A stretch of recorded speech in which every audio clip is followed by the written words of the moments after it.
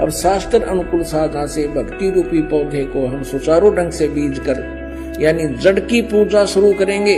पूर्ण परमात्मा की साधना से आपको इतना सुख हो जाएगा, आप सोच भी नहीं सकते कि भगवान इतना सुख देता है। तो पुण्यात्माओं, परमेश्वर का पाना बहुत आसान है। काल ने हमें इतना उलझा दिया, जैसे भी किसी के संतान नहीं है उसको ये कहा करते थे कि इसकी तो सुबह दर्शन भी ना होने चाहिए। नो कहा करते जिसका संतान नहीं है कि ले बता सुबह सुबह यू लाग गया न पूता माथे के। और वो भी महसूस करते थे कि अब ये सोच रहा होगा, ये करते हैं अभी भी ऐसा ही है। ये पुण्यात्माओं, यहाँ काल की सारी उल्टी रीति है। अब जब हम तत्व ज्ञान से परिचित होंगे तो परमात्मा के विधान अनुसार हमने चलना पड़ेगा। लोक लाज की परवाह नहीं करनी होती। कबीर साहब कहते हैं, मात पिता सुख स्त्री आलस बंधु कान और संत मिलन को जब चले ये अटकाव आण, इनका अटकाया अटके नहीं और संत मिलन को जा कह कबीर सो संत है आवागमन नशा। मात पिता जैसे छोटे बच्चे हैं तो माता पिता जिनको ज्ञान नहीं वो बाधा करते हैं, और जिनके बच्चे बड़े हैं माता पिता चाहते हैं सत्संग की तरफ चलें तो वो बच्चे बाधा करते हैं। किसी की पत्नी बाधा करती है, किसी का पति बाधा करता है, कहीं बंधु कान यानी लोक लाज। तो परमात्मा कहते हैं कि इनका अटकाया अटके नहीं, इनका रोका रोका नहीं, और संत मिलन को जा कह कबीर सो संत है फिर आवागमन नशा। तो पुण्यात्माओं, सत्संग माने से ज्ञान होता है जैसे जिसके संतान नहीं है। परमात्मा के विधान अनुसार वो सबसे उत्तम पुरुष है यदि उसको भक्ति मिल गई। नाम नहीं मिला तो फिर कोई दिक्कत को नहीं होते संतान है या ना है। ये नहीं है कि जिनके कहना ये नहीं है कि जिनके संतान है वो निकम्मे हैं, नहीं। जैसा दृष्टिकोण समाज का था उसके विपरीत है परमात्मा का विधान। हम यहाँ पर एक दूसरे के साथ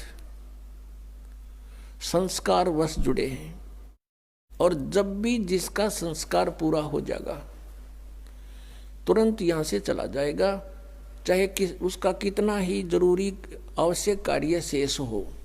आपको खूब पता इस बात का। तो ऐसे किसी के पुत्र युवा मर जाते हैं। एक व्यक्ति ने अपना पुत्र पढ़ाया, खूब शिक्षा ग्रहण कराई उसको, और इंजीनियरिंग की डिग्री कर ली,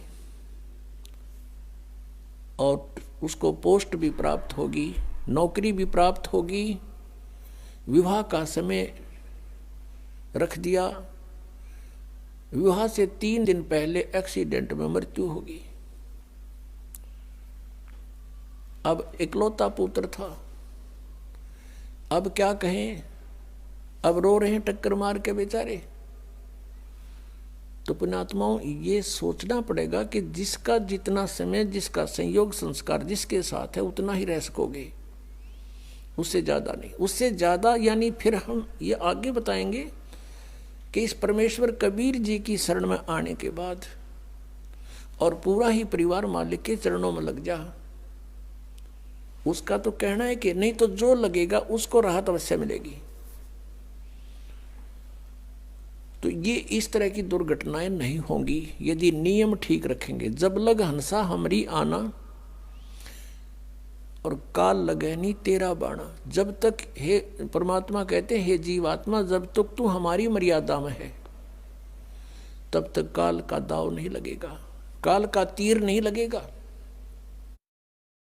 परमात्मा की मर्यादा ये नियम है कि 100 वर्ष तक सतगुरु पूजा, एक दिन आन उपासी, वो अपराधी आत्मा फिर पड़े काल की फांसी।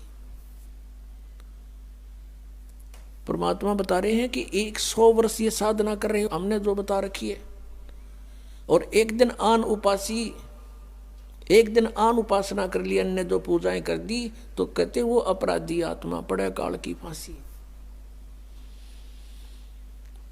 तो ये मर्यादाएं खंड नहीं होनी चाहिए। हमारे नाम को बहुत दृढ़ता से अपने नियमों का पालन करते हुए आगे बढ़ाना है। फिर देखना खेल मालिक के तो जो निसंतान हैं उनका आगे कोई लेन देन नहीं है,